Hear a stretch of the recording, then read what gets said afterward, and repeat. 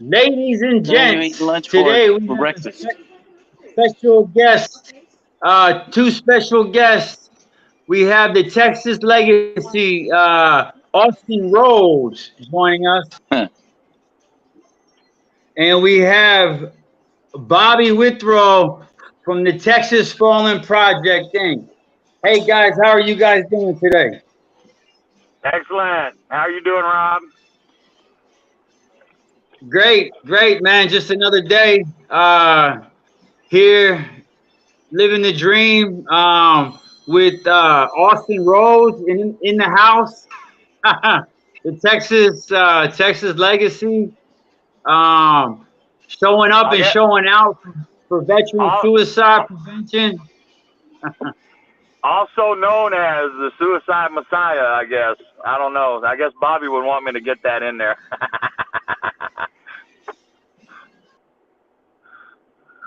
Bobby left.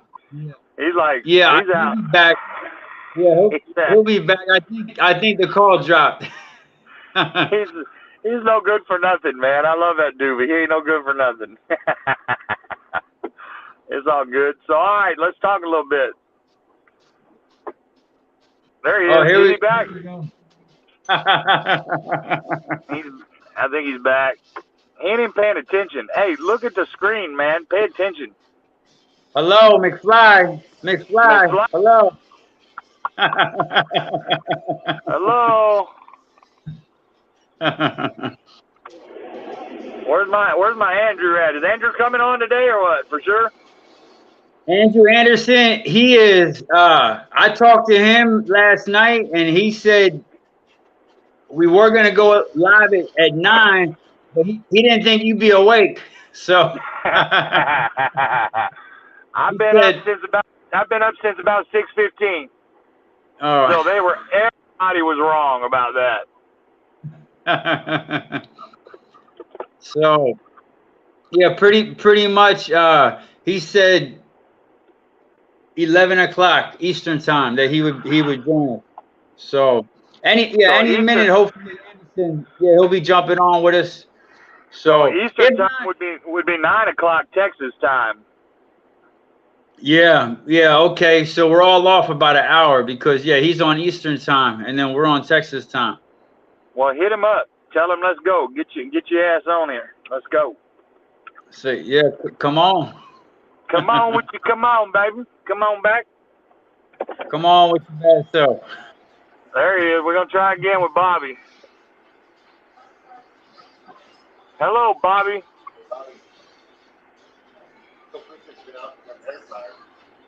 Bobby gonna be the first one in history to ever get kicked off a podcast. Damn. Yeah, Yeah, definitely. Right. Yeah. Right.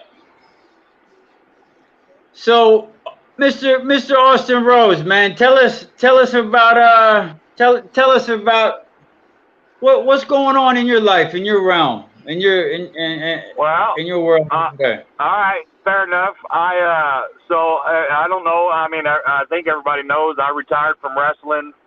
Probably it's been about 6 years ago now, and it's been rough because that was all I knew for most of my adult life was pro wrestling. I mean, I've done a lot of USO tours. I've done a lot of traveling with it. I've met a lot of people, but ultimately in wrestling, when it's time to hang them up, you hang them up. It's time to hang them up, and it was. And I got married, and my wife really opened my eyes to the fact that there really wasn't any money left in the business, and it was difficult to make a living doing it.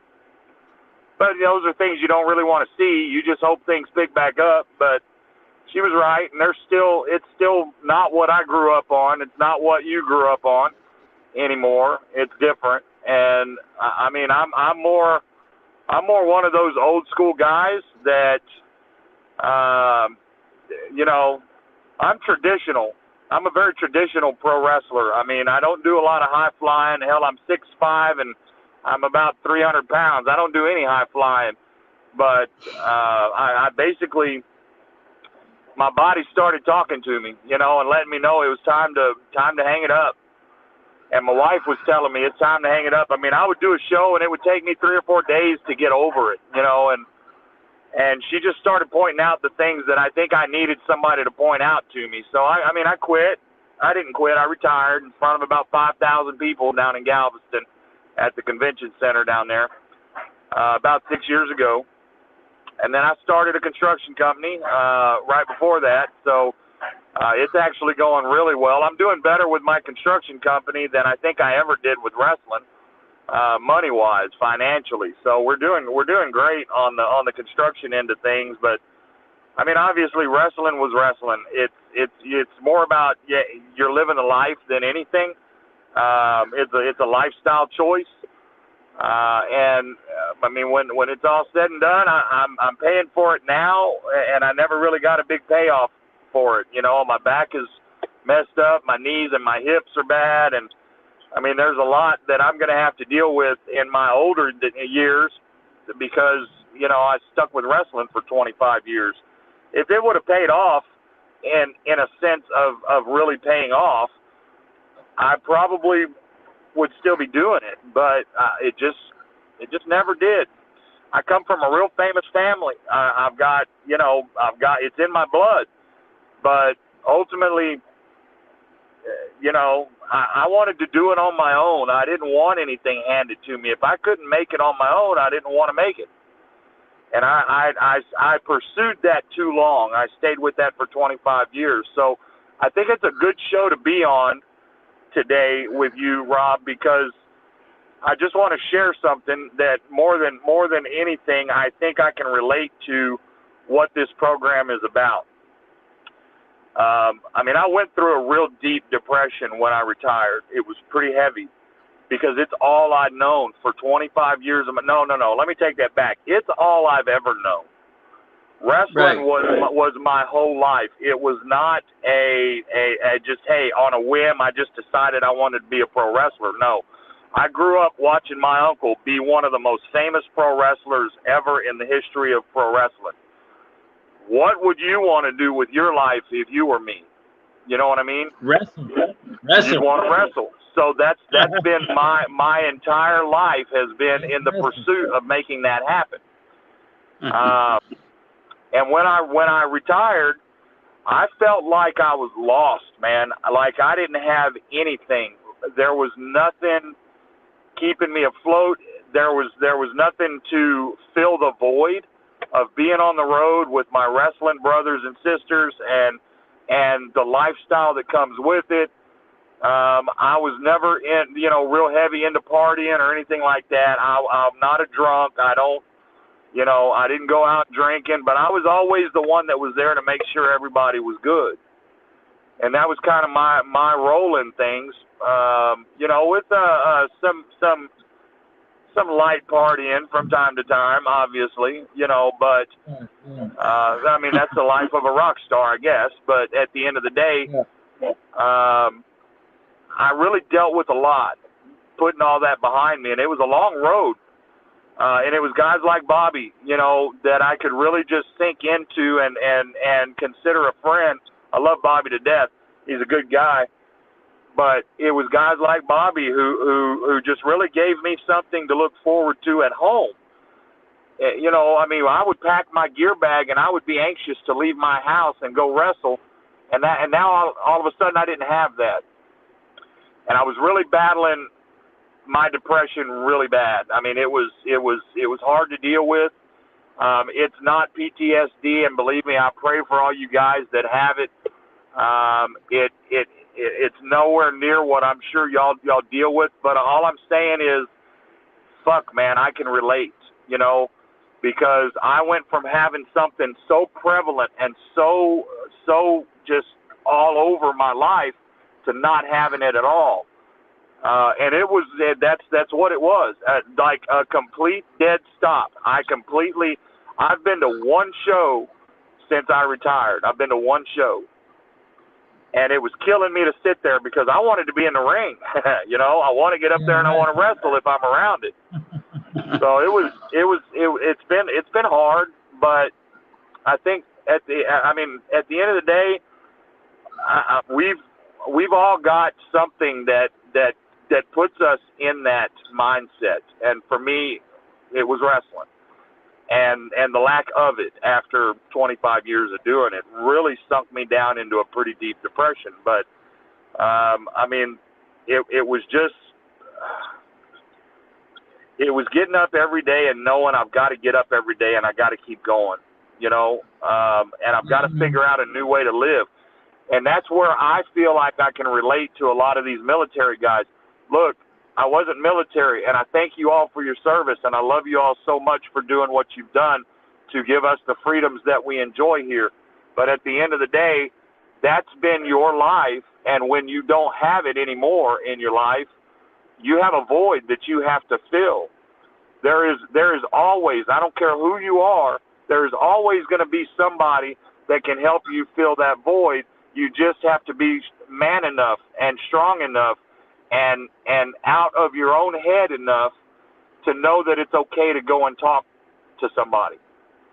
And that's what I've done. That's how I got through mine. Was just knowing that, hey, I need to put some shoes on, I need to get out of the house, and I need to go visit some buddies, I need to hang around people, I need to conversate, don't just sit there and be in your own head about shit, man. There are people going through the same thing you're going through, maybe in a different aspect or some different light of it, but somebody somewhere is going through the same thing you're going through in a certain way. There's always going to be somebody you can talk to. It doesn't have to be at a bar. I mean, I don't mind the bar scene. Even though I'm not a drinker or very much a one, I don't mind the bar scene.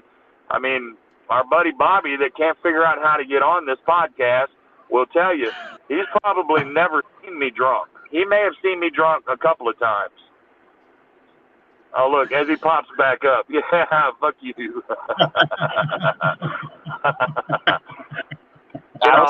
Some of your ass, candy ass. Candy ass is nothing. I'll come over there and give you some candy ass. Don't you worry. I get off. When I get off, I'll come find you. So, Rob, talk to me, brother. Tell me about your history. I want to know a little bit about you, Rob. Well, you know what? I come from a family of wrestlers. And actually, yeah, I'm gonna give a shout out. I'm gonna give a shout out to Overbrook, New Jersey, and give a shout out to all the wrestling coaches out there in Overbrook who train me, and all the guys I train with back in Overbrook. All my brothers that wrestle. Man, we grind, man. Before junior high, we were grinding out there, learning all the moves, all the techniques, training hard, brother. I love wrestling. Wrestling, that's my favorite sport. You have to. You got to love it to do it. That's a fact. If you don't absolutely love it, you have no business doing it at all. Yeah. And I've also found over the years, this is odd, but it's the truth. There's no gray area. You either are a wrestling fan or you're not. You either grew up on it or you didn't. There's no middle ground. There's no gray area. If you don't watch it, you don't like it, you think it's fake, you think it's stupid, oh, I don't watch that fake crap, stupid shit, or you're a diehard wrestling fan, and you know all the wrestlers, you know all the moves, you know all the companies. There's no gray area. You can't half-ass being a wrestling fan. You can't half-ass being a wrestler either. There's a lot of guys that try, but they don't do any good because they're half-assing it.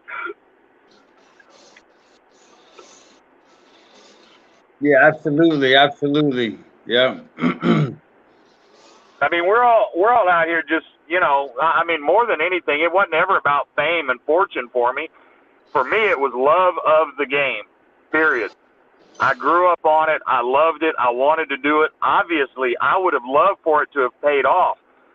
But, even back in the day, the guys weren't making what some of these guys are now. You got Miz and Roman and all them guys up there making literally millions and millions of dollars a year. And that's just like on their that's not even their side gig stuff, So I mean, tens of millions of dollars a year. They didn't make that kind of money. Even Dusty didn't make that kind of money. Dusty made a couple grand a night, you know, which is good money. Don't get me wrong, especially for the 80s. That's good money. But Dusty made a couple grand a night. His big contract really came with Vince whenever he went back to Vince and did his polka dot gimmick. You know, he was making good money then, but I mean, Vince obviously is where the money's at in the industry, but you got to deal with a lot of bullshit. That's somebody telling you where to be, when to shit, how to shit, you know, at all times, and I never wanted that. I didn't want that contract. I mean, I wanted creative freedom. I wanted to be able to call my own shots, and it's just not possible there. I did good on the indies. I made good money on the indies, but when the bottom dropped out, it dropped out. There was no money. You know, we were good. I've been paid hot dog. I've been paid a soda. You know, I've been told, you know, hey, we don't really got anything tonight. You know, we didn't really draw, and to me, that's like, that's looking at me saying, I'm sorry, I failed to do my job and advertise and promote this show properly to be able to get asses in these seats for you to entertain. That's on them. So I never really understood that. I don't care where you're at. If you advertise it, people are going to show up. It's wrestling. You know? Can't hear again. I can't hear you either because you keep disappearing completely. You call it wrestling or wrestling? I call it wrestling. I do. I call it wrestling. Hell yeah. Down here it's wrestling.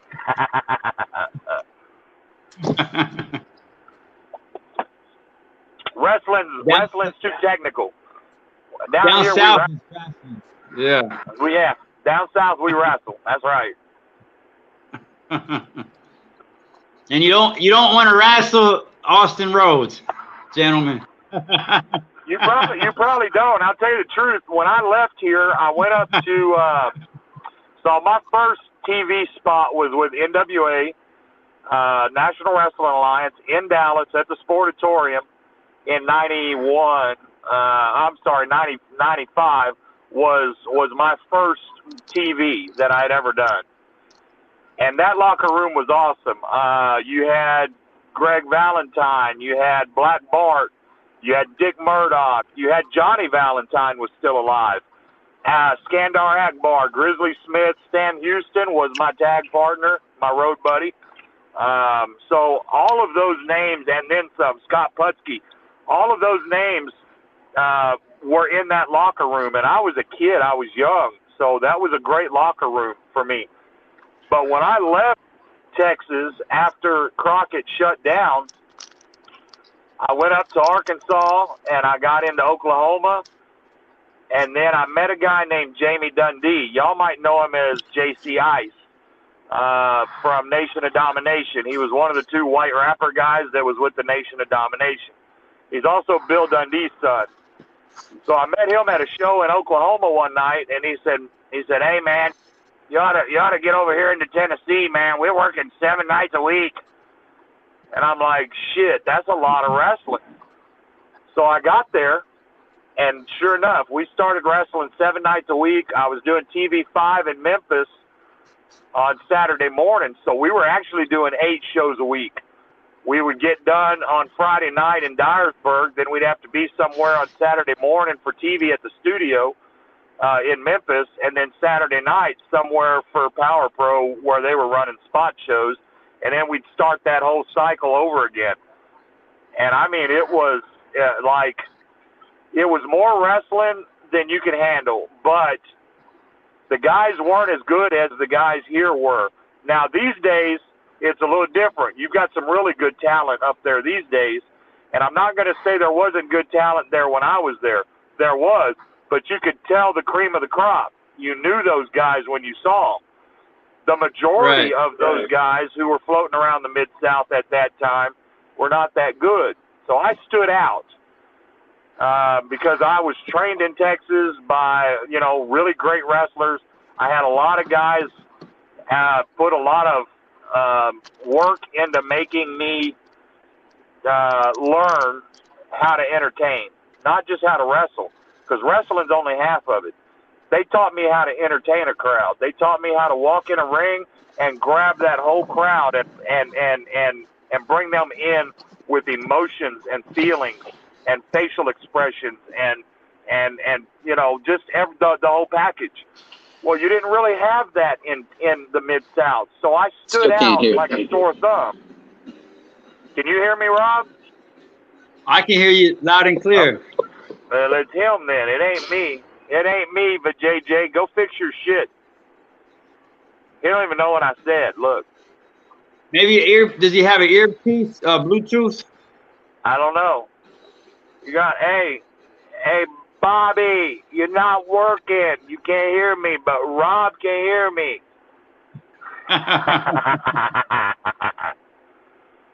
So, I mean, yeah, dude, it was, it was always fun. It was always great to be able to do it. I love the fact that I got to live my life doing that. It just didn't really pay off. I mean, what I'm doing now is paying off in spades, but that didn't pay off for me at all. I was always struggling. It was constantly a struggle. It was a starving artist career. You know what I mean? Does that make sense? I know. Yeah, that makes sense. So, and I just couldn't live like that any longer. I mean, 25 years of doing it was enough. That's a fact. I'm happy. I'm happy now. A lot happier in like, even in my day-to-day life, I'm a lot happier now. It took me a while to make that transition and to accept it. I had to accept it. I'm done. I had to accept the fact I was done. But I did. And once I did, I mean, everything just turned around for me. And I think it's the same with the military life. When you're done, and you know you're done, and you don't have any more tours, you don't have anything else scheduled for your time, you're out. You have to learn how to transition into civilian life and understand what all that means. It's different. My wrestling life, Austin Rhodes is different than this guy. My name is Mike Childress. Hi guys. Okay, so Austin Rhodes is a different guy. I have to step into that persona. But I also learned early how to step out of that persona because I still had kids. I still had a girl at the house that I had to take care of. I was raising my boys. I mean, all of it was, you know, just deal with what you can deal with, however you can deal with it. And that's not fair. You know, it should have been a lot easier, and it just wasn't. It was always difficult. It was a struggle constantly. So I'm really happy I don't wrestle anymore. I even told I told Andrew a while back, I said, man, I'm thinking about coming back. He said, don't do it. I said, really? He said, I said, is it that bad? He said, yeah, it's that bad. It's not the same, man. The locker rooms, there's no respect. We used to always be a family. All of us were a family. You know, we would leave the wrestling show sometimes in the same car with your opponent, you know, but we would kayfabe as much as we could. But we would leave the wrestling show, and we would go to a bar, and we would all hang out, and we would be a family, and we would protect each other and look out for each other. And now everybody's out for themselves. Pro wrestling is such a selfish business now. It's not even funny. It's just not what it used to be. I still love it. Don't get me wrong. I do. But I don't love what it is anymore. It's so different now that it's not what I used to do. It's not what I grew up on. It's different. Kids today will never understand what we grew up on. That's a fact. Yeah, absolutely, absolutely. I can hear that fat head now. Say something. Did you turn your hearing aid up? Did you turn your hearing aid up? I did. Check your batteries. Are you already drinking a beer? No, it's Coke. Oh, it's all right. I was like, man, it's only 10:30. But the bar's open. Bet. All right. Well, I mean, I'm gonna say I got to get back to my crew out here and get back to work. But I really appreciate the opportunity to come on. And I mean, just before I get out of here, I don't know who this will reach. I don't know who it'll touch. I don't know who's listening. But I mean, this isn't about me. It's somebody out there is hurting. Somebody out there needs somebody to talk to. You know, if you're one of those people who has a knack for noticing something like that about someone, like I do, I can always tell when somebody's got something on their mind. When something's weighing heavy on someone, I can tell. I can sense it. If you can sense that about somebody, man, you know, just walk up and shake a hand. Walk up and say hi. Walk up and introduce yourself. You know, you may save somebody's life just by doing something that simple, you know, and you never know what people are going through. I can only relate to your circumstances or your situation because of the things that I've been through and the experiences that I've had. But I've got a good ear and I'm good at listening, you know. There's always somebody to talk to, man. Don't ever think there's not someone that you can reach out to, because there is. And Rob, I want to thank you for having me on, brother. This stuff like this really means a lot to me. You can ask Bobby. I mean, one of the big things that really reaches my heart is, you know, kids, veterans, you know, our military, you know, anything like that. I got a heart, man. That's the way it is. You either have a heart for stuff or you don't. I got one. I don't like to admit it, but I do. So His wife will kick his ass if you don't. you shut up. I'll come over there and I'll take your wife out to dinner. Take her, please. Save me the trouble. It's her birthday. It's her birthday Monday. It's her birthday Monday, so. I knew you were going to say that. Come take her. Come get her. Up for grabs. One fiery redhead. Them damn Marines, you know how they are. Yeah. You'll be all right. All right, guys. I got to get back to my guys out here. Rob, thank you so much for having me on, man. I appreciate it. Austin, can we get you back on here soon? Yeah. I mean, sometime maybe do an evening show when I'm at the house and we got a little more time to really just, you know, talk and you know, have a good time. I'd be down for that. That's fine. Absolutely. All right, we'll get you scheduled, brother. We appreciate you. The Texas Legacy, Austin Rhodes in the house. We love you, Austin. Thank you. Appreciate you, brother. Guys. All right. Love you guys. Be good. Thanks for JJ. I'm gonna come get you in a little while. You're gonna find out. All right. I'll see you later. All right. Have a good show. He's something. He can talk. You ever need anybody to fill in time, just dead air, he can make it. He can do it. Yeah, he's a cool guy. I like, Austin Rhodes, man. Whew. That's something, man. Yeah, for him to come on, yeah, that's amazing, brother. Yeah. His brother, he's a little bit taller than he is. He used to play semi-pro football. Now he's racing cars on a dirt track. And he's a big boy to get into a race car. Yeah. But yeah, if you get them both on here at the same time, that'll be a hell of a show. Yeah, we should do it. Do a little dirt car special. Yeah, the dirt car derby special. Make sure you talk about Austin's fanny pack he wears. Is that the one in the back or the front? We give him hell about wearing his fanny pack.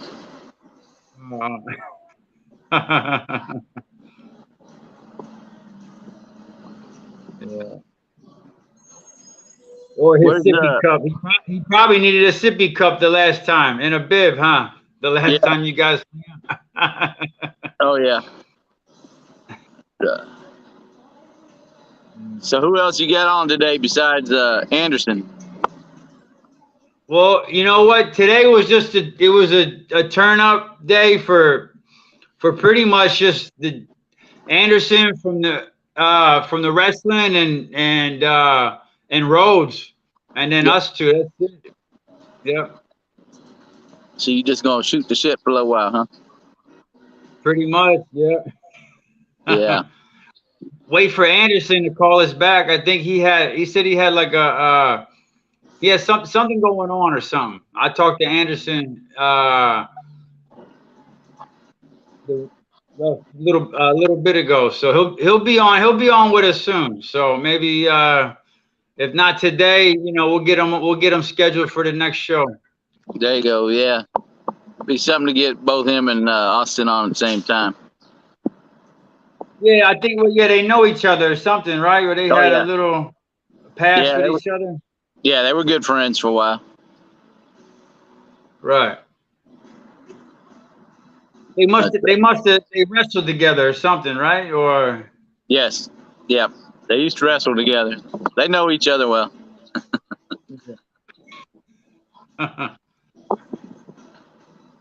How we are tell you doing? Anderson, How are you doing, Rob?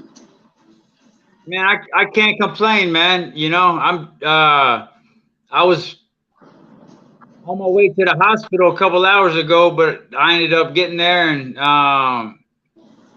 but I made it through the day, I made it through the day. So That's good.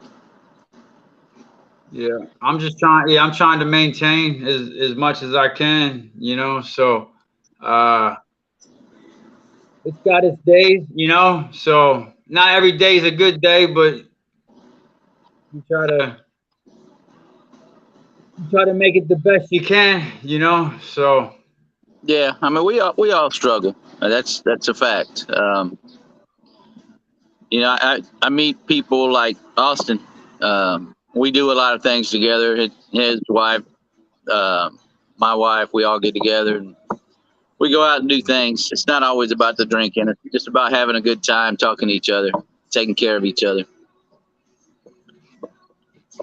It's, you're meeting a lot of people through here. Unfortunately, a lot of them aren't always close to where you live. But hook up with some of them guys like Austin.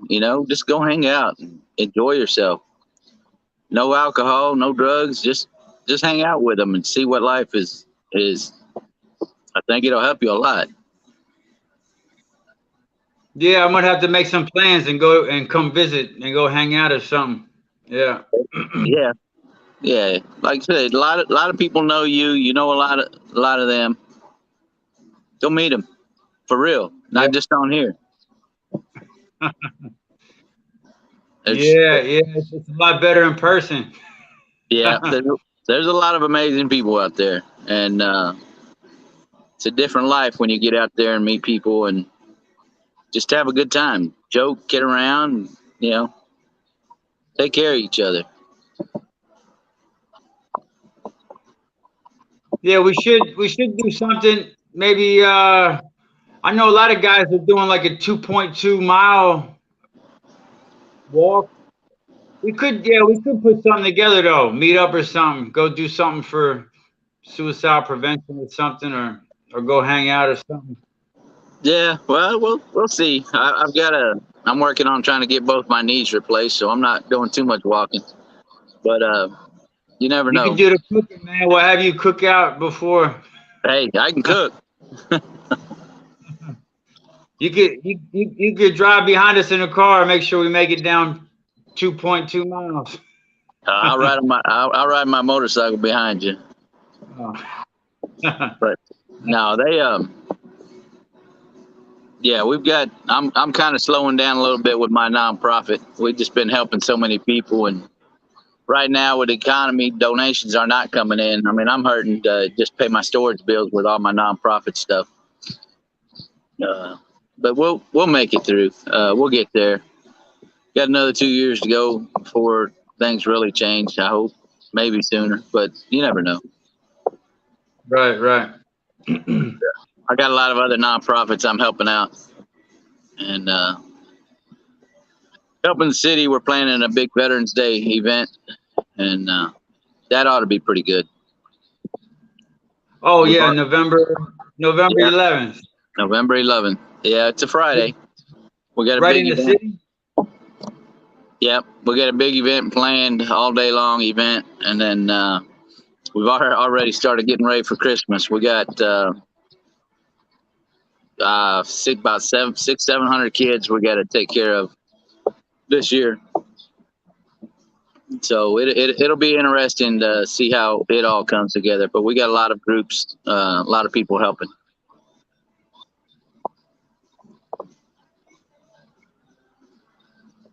Yeah, that's amazing. Yeah, that should be a good time right there. Yeah, take some video footage. I want to see, and then some photos and stuff.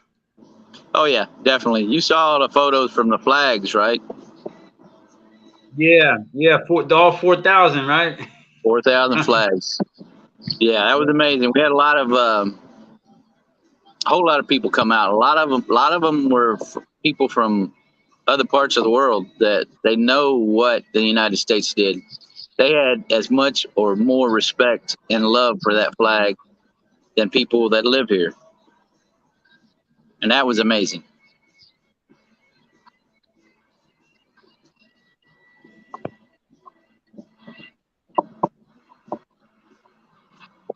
Oh, here, you want me? I got some photos. You want me to post here? Let me post some photos real fast of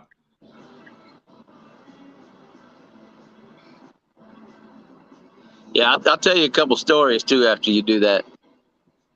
No, you can talk while we post the photos. Oh yeah, This, there's Mike Austin. Yeah. yeah, yeah. That's Oh, I'll send you some good ones of him. I make fun of him yeah, all the time. yeah. Yeah, first time I met him about 10, 11 years ago, he was dressed like that. Um, that's Dusty Rhodes. Oh, that's Dusty. Yeah, the big one on the left, that's Dusty, and one on the right, that's Dustin Rhodes. That's Mike's or Austin's cousin. Oh, that's his cousin. Yeah, that's Dusty's son. That's Dusty's son. Yeah, Nice. he used to be. I don't know who he's wrestling under now. He used to be called Go Dust, Dustin Rhodes. Yeah, Gold Dust. Yeah, yeah. Yeah, uh, Or watching Texas Longhorns wasn't. there. Yeah, yeah.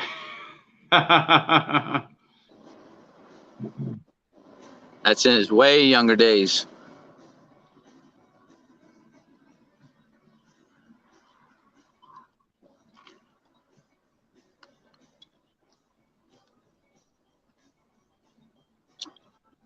That looks like when we were doing a Make a Wish in Taylor, Texas, for a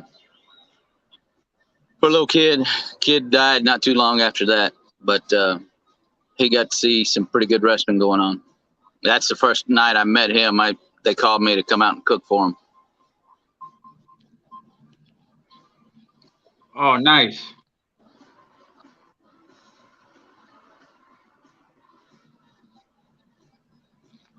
Yeah, he struggled a lot. Like he was saying, depression and all. His wife tries to keep him grounded. She'll stick her foot up his butt if he gets off track. She's short. She's mean. She's an Air Force veteran, and she knows how to get him going back. Oh, he married a veteran, huh? Yep, yep, yep. He did, and she's a good lady, very nice lady. I go over to their house once in a while and hang out, or they come out here. Uh, he used to have a motorcycle. Now he got too big to ride it, so I guess he got rid of it. Don't tell him I said that though.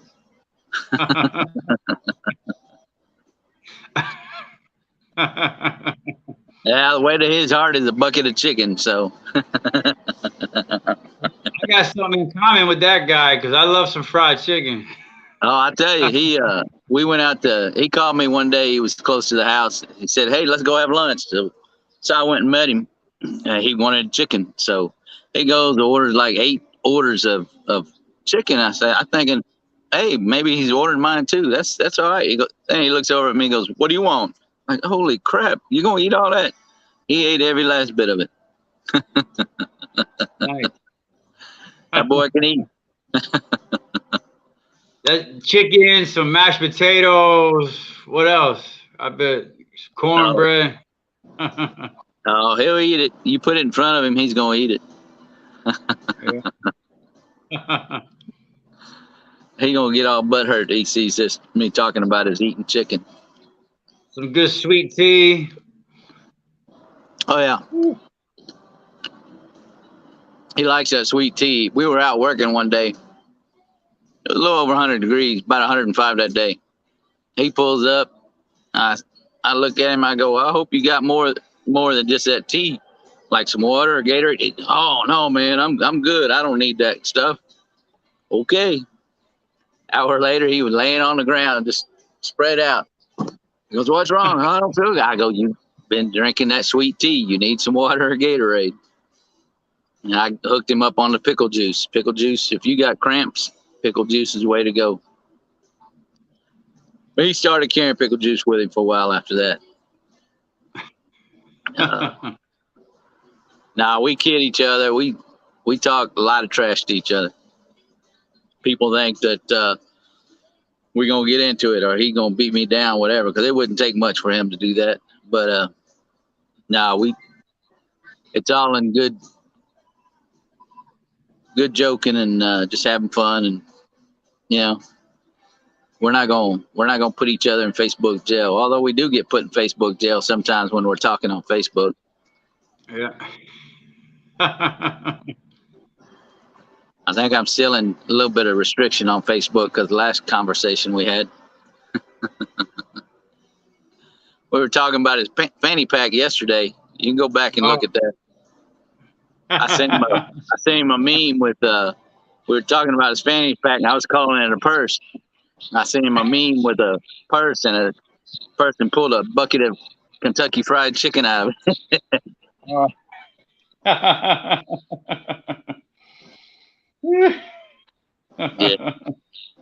No, it's all good. Yeah, though. I think he said he was gonna kick your behind when he seen you. He was gonna suplex you. He might. I saw him do his brother got it when we did that Make-A-Wish thing, and like I said, his brother's a big boy, and of course he is too. I think Mike is 6'4", 6'7", something like that. Ryan's about 3 or 4 inches taller than he is. Wow, so he's almost 7 foot. Yeah, he's pushing 7 foot. But they're both good guys. Nobody I'd rather have behind me. Of course, nobody's gonna mess with them as big as they are.